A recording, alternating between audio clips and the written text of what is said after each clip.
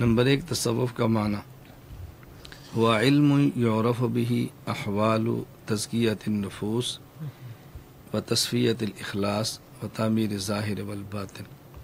تصوف ایک ایسا علم ہے کہ جس میں نفس کے تزکیہ کے احوال کو بیان کیا جاتا ہے اور اخلاص حاصل کرنے کا طریقہ بتایا جاتا ہے، اور انسان کے باطن اور ظاہر کو پاک کرنے کا طریقہ بتاتے ہیں۔ تو تصوف کی بنیادی جو تعریف ہے اس میں یہ باتیں بہت ضروری ہیں۔ نمبر 1 کہ تزکیۃ النفوس کیسے ہوتا ہے، اخلاص کیسے پیدا ہوتا ہے، اور ظاہر اور باطن کو پاک اور صاف کیسے کرتے ہیں۔ ظاہر ہے اگر آدمی کا نفس کا تزکیہ ہوگا تو آدمی کے اندر اخلاص پیدا ہوگا، اور جب اخلاص پیدا ہوگا، نیت ٹھیک ہوگی، تو اس کے بعد انسان کا ظاہر اور باطن ٹھیک ہوگا۔ تو یہ اسٹیپ بائی اسٹیپ چیزیں سیکھنا ضروری ہیں، اور یہ چیزیں علم تصوف کے ذریعے حاصل ہوتی ہیں۔